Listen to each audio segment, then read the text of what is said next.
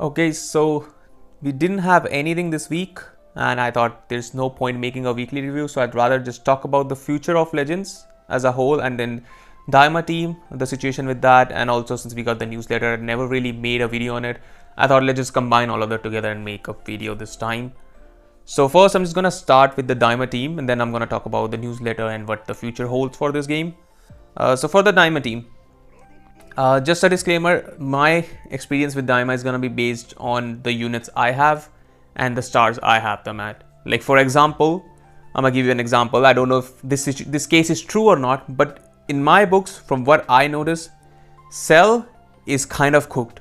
He is struggling in this meta, but that could be because my Cell is 5 stars. That could be the case. So this is just an example to say if I say something, that could be because I don't have certain units or my units are lower stars or something. So keep that in mind. Now let's talk about Daima team. Yeah, I think there's no doubt that it is the best team in the game. I said that Daima was going to be the best team in the game with Forku's release. It is the best team in the game in my opinion.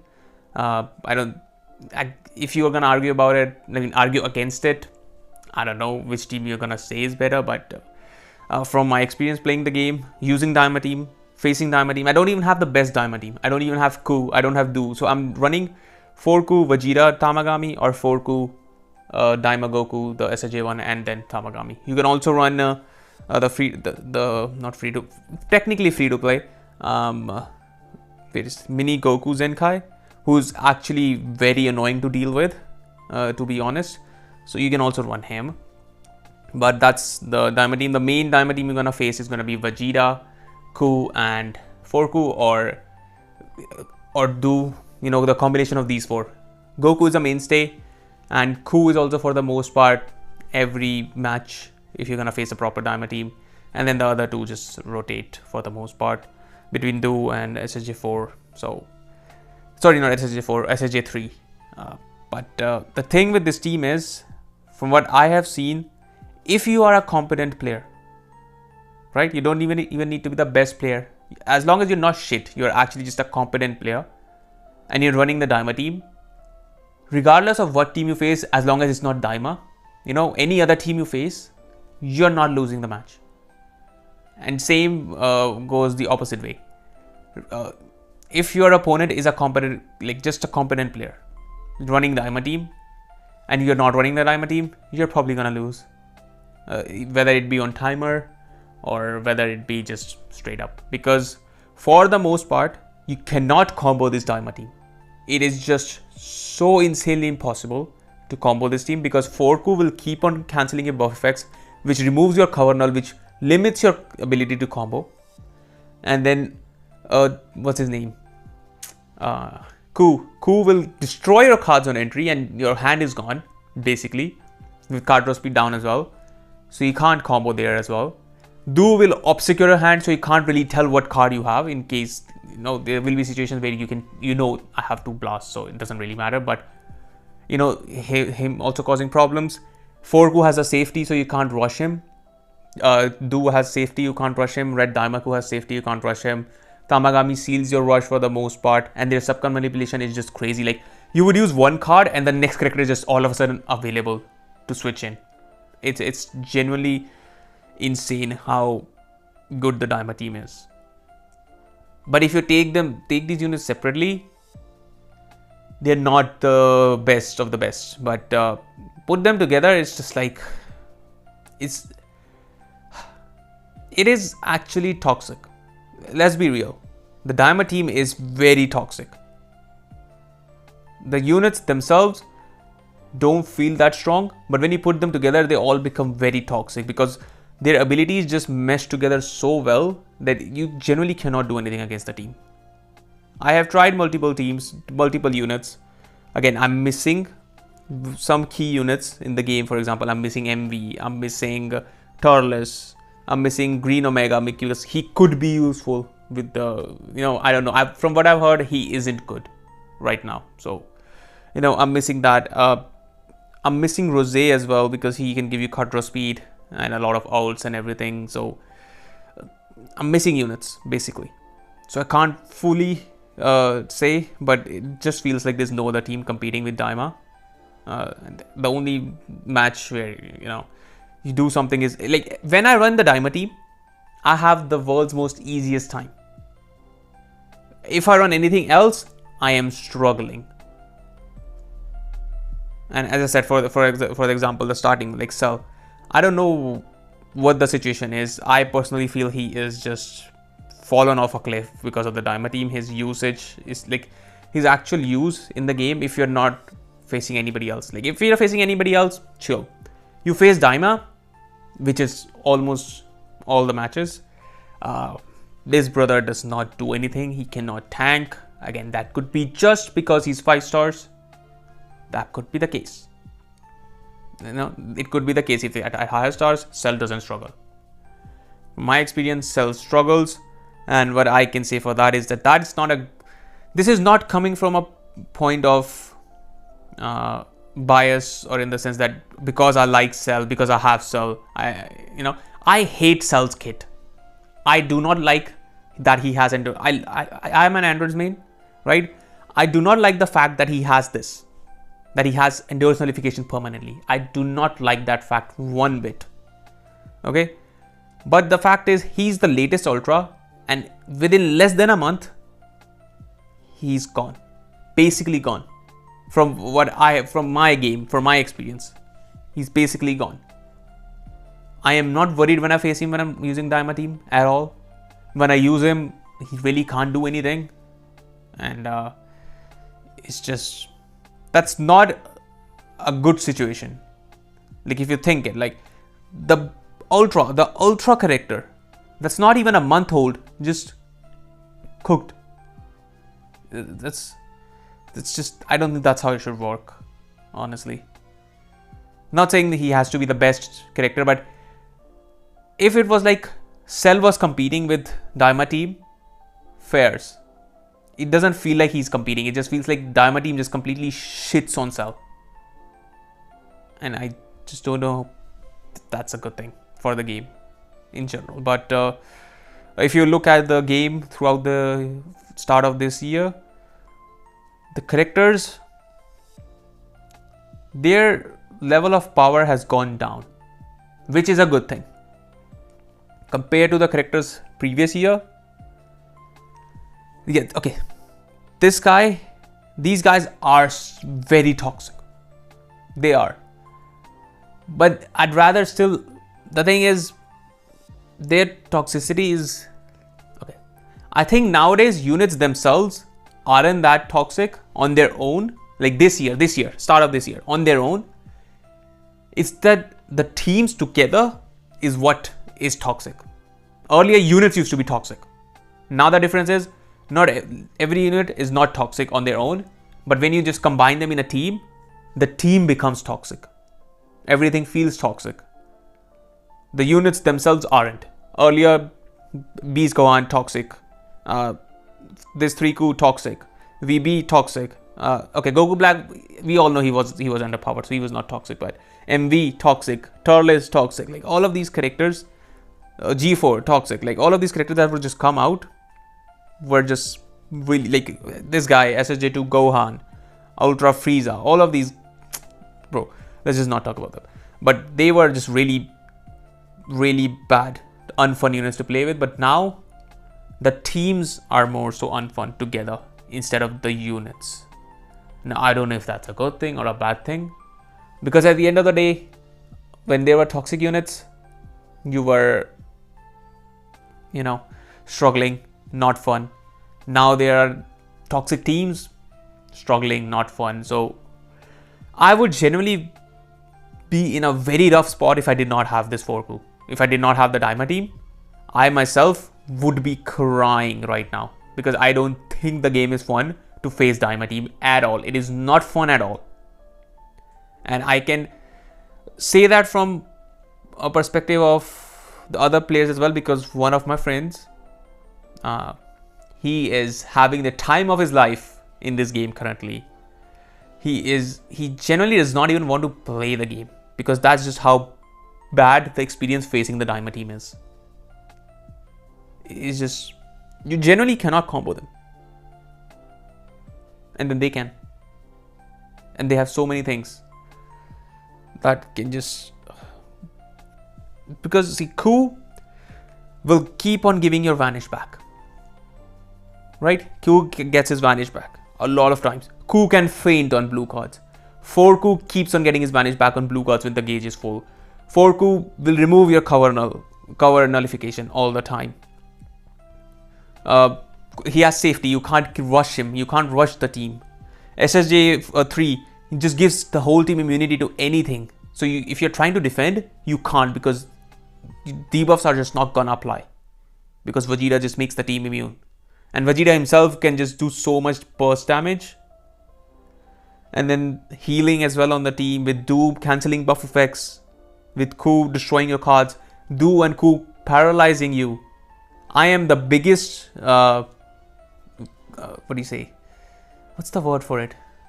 Biggest victim of paralysis in this game. I have not seen anybody bigger than, like, a bigger victim than me.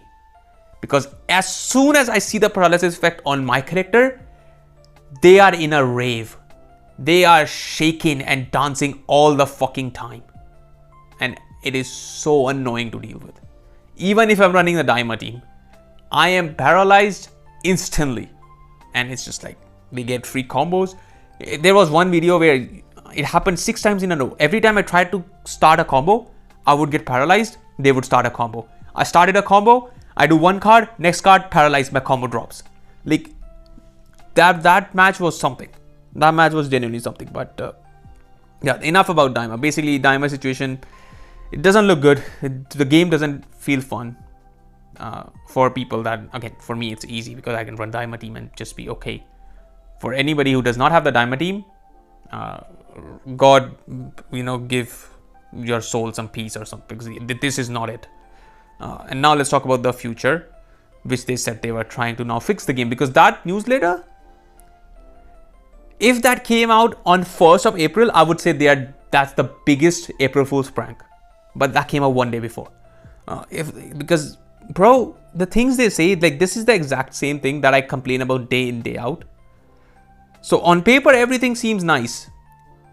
You're like, yay, the game is trying to change, but what if they mess it up again, like everything else? That's the worry. That's why I'm not fully happy or celebrating. I'm not saying it will guarantee fail, but I'm not there like, okay, the game is going to be better now. I don't know what's going to happen. I'm just sitting and waiting to see what's going to happen. Basically, they said that there are characters that can just do a lot of card draw speed, as you can read. They have a lot of cover null. And there's funny thing about cover null. Wait, hold up. Yeah, look. So this newsletter came after SSJ4's release, right? Look at these shameless people. Recent characters have already been released. I don't know if I can just do this. Okay. Recent characters have already been released with these balance changes in mind. We plan to avoid giving future characters excessive amount of special cover change nullification.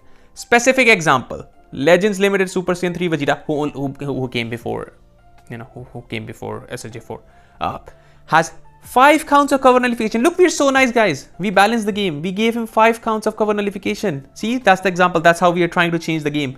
This guy came after Vegeta. Just so we are aware. They gave the example of Vegeta. Look, we tried to change the game. We are giving less cover null now.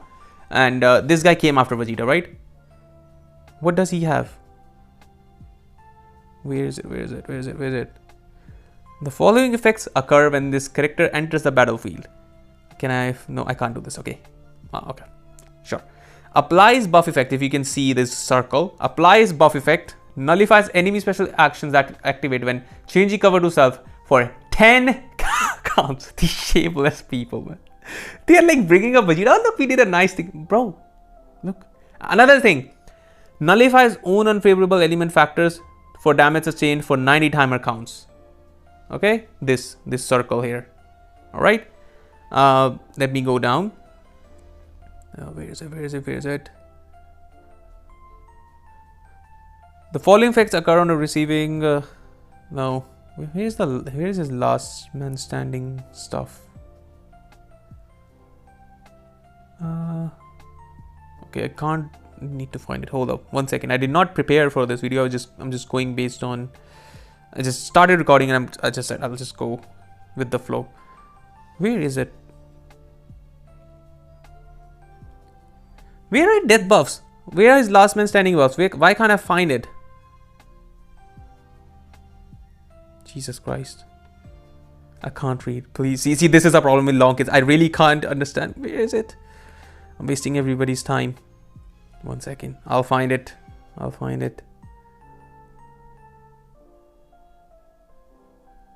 Knocks back enemy to long range. No. Not this one.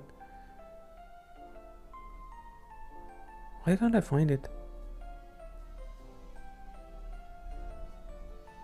Oh yeah, here it is. It's just at the top. Okay. The following effects occur if there are 2 defeated battle members. Randomly destroys one. Okay. Forget that. Nullifies own unfavorable element factors for damage sustained. Forever. Cannot be cancelled. Right? And here 90 counts at the start. Now let me show you a funny thing in the newsletter. Remember, this newsletter came after Forku's release. Okay. I don't know why I opened Forku.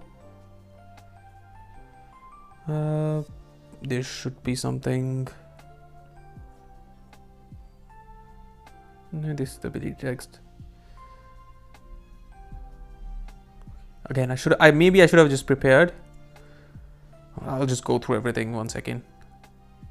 Damage original, notice explain, not this. Art cut, draw speed, regen, would heal. Okay. More characters have added, number of characters.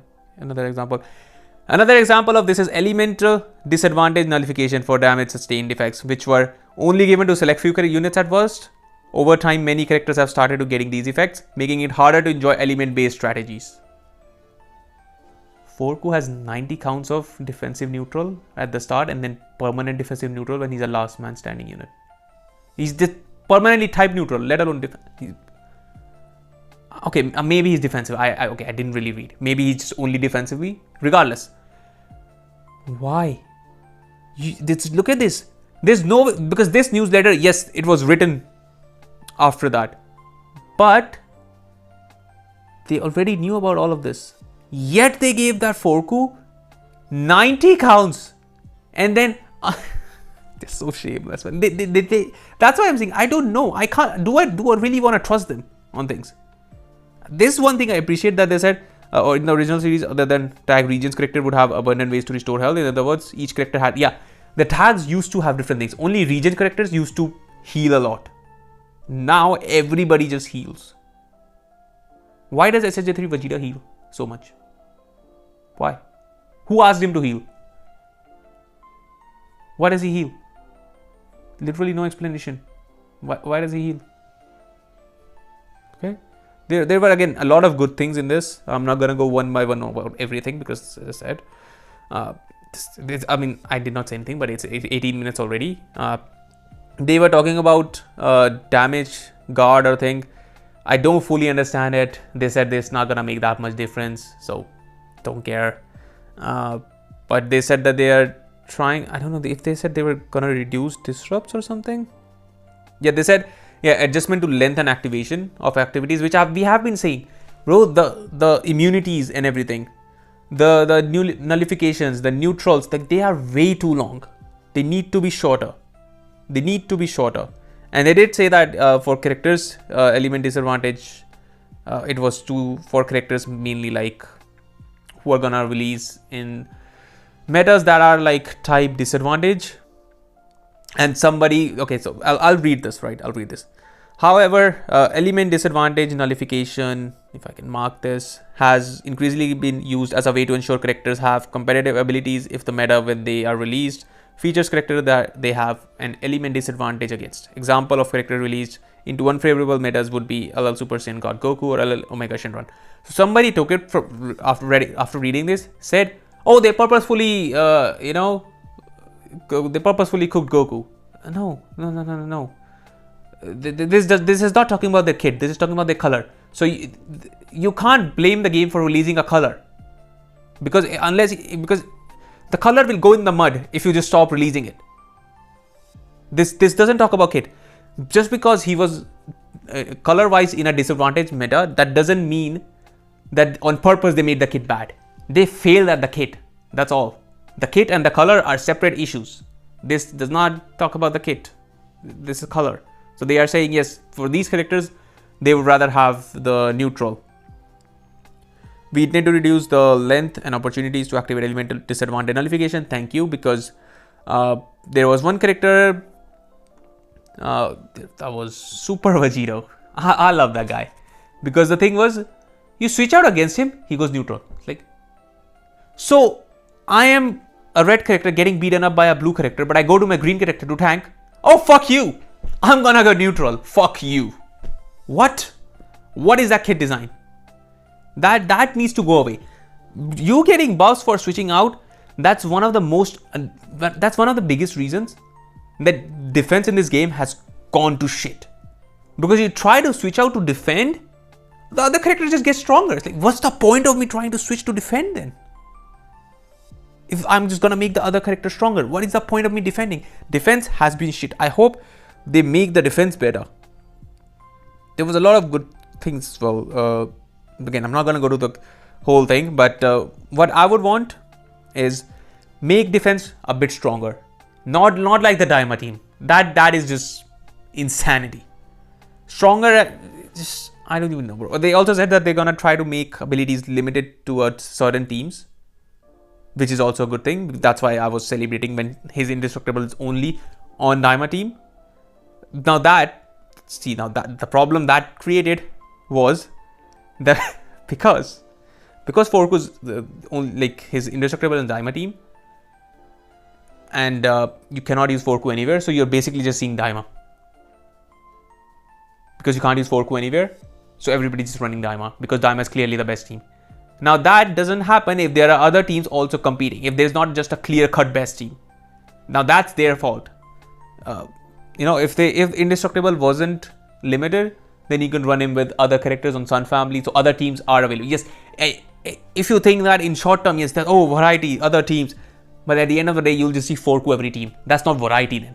If Forku is just every team, Forku, and it's two different units, but Forku, it's not variety. What they failed to do was make other teams good enough to compete with Daima team. That's what they failed to do. So right now, Daima is the best team, and since it is clearly the best team, and Forku is limited to the Daima team, so you can't really run Forku anywhere, so you can't really run any other team. That's where variety is just gone to shit. But if there were other teams good enough, for example, if androids were good enough, if Future was good enough, if Sun Family was good enough, I'm not even talking about the teams that have been shit for a while. I'm talking about the teams that got buff recently, help recently. Because otherwise, regions in the mud. Right now, Universe reps, they are in the mud. They don't get any help. GT is in the mud. There are a lot of teams that are just in the mud. Hopefully that changes as well. Okay, I know it will take time, right? Maybe this is just the necessary step we have to go through. From here onwards, maybe we'll get now teams that will compete with Daima and more teams, because that's the situation this is a very long video. I don't know if anybody even cares, but this is the situation we are in, where for any change, right? If there's a really big change happening, the starting will always be difficult, but then over time things will just get better. So right now, because Goku's limited, it feels like, okay, it limits the team options and only Daima is good. But over time, as this happens for multiple teams, and multiple teams will be good together, again, if multiple teams will be good together, now are they capable of doing that? That's what I'm saying. The newsletter, everything seems, sunshine, rainbow, amazing. But can they execute it properly? That's the question. Can they execute that in a way where it makes the game better? Because if they can't execute it properly, all of this good shit doesn't mean anything. It doesn't mean anything if it's just executed poorly. It doesn't really... for example, I didn't play the guild versus guild, right? Because it was like 4 a.m. my time. I didn't really want to play. So the guild I am in, right? And from what I know, I don't think anybody cared about the guild versus guild. So at starting, when they announced it, guild versus guild, everybody's like, something different, something. But what happened? Execution was poor. Nobody cared. Who cares about guild versus guild? Again, it could be because I didn't play. But I have not seen any praise for that mode either, and or anybody asking, "Whoa, when is Guild versus Guild gonna come back?" Nobody's asking for it. Nobody cares. So execution was poor. So for this one, if the execution is poor, then there's generally no hope for the game. But as I said, I'm not just gonna be negative. I'm gonna give them a chance. You know, the game overall, in terms of characters, has been better. The characters, as I said earlier, are less toxic overall this year on their own. So that's a positive. Basically, I'm not saying, yo, the game has been great this year. What I'm saying is, it's been better than the last year. What we saw last year, it has been better. Now, interest in the game is a different thing, because it could be maybe only I don't have interest, or the older players are losing interest because they've played the game for a very long time. Or is it also not interesting for newer players? Now that I can't answer because I'm not a new player. I can only say it from my perspective. I am not that interested in the game. Maybe because they don't really release, they don't give content on a, you know, the rate of content is very slow. We got Tau. Who the fuck cares about free-to-play Tau? Why would I care? I didn't even make a video. That's how much I care about free-to-play Tau. What am I supposed to do with him? Give me two Zenkais. Give me LF plats. Give me new units. Make the game interesting. Like right now, what do I do? As I said, I didn't even make a weekly review. That's what I'm talking about the game. No weekly review. There's nothing to talk about. Nothing happened this week. I don't count Tau as, Tau. I don't count it. Nothing happened this week. And tomorrow is Tuesday. I don't know if they're going to announce something or not. You know what, while I'm here, let me just check Twitter on my other phone to see in case they have announced something, some kind of reveals or something. Because tomorrow is Tuesday. There's nothing. I generally don't see anything. Still, let me just go to their page to confirm. No, nothing. Wait, did Forku come out 6 days ago? No. Oh, 6 days ago, Tau came out. Sorry. No, wait, what? 6 days ago, 1st April? Yeah, 6 days ago, Tau came out. Yeah. Oh, I don't consider Try Arena content. Oh, Try Arena. No. No. This is not content. Content is actually new characters. Zenkais, like, keep the game moving. That's why Daima team has, like, been so frustrating to face, because they don't keep the game moving. They get very stagnant. They released Forku and then they sat on their asses, did nothing. Move the game. Give us new stuff. Constantly keep moving so the teams have a chance to, so the teams have a chance to constantly keep getting better and competing. Because other teams did not get any help, only Daima was the one that got help. Daima is the best team in the game. You can't do anything else. If they were constantly giving other teams help, like, it would help.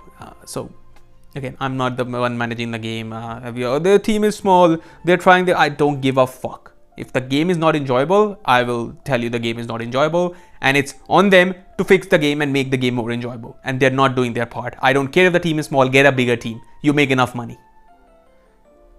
Okay, if you can't make the game good and have a small team, bin the game, stop the game.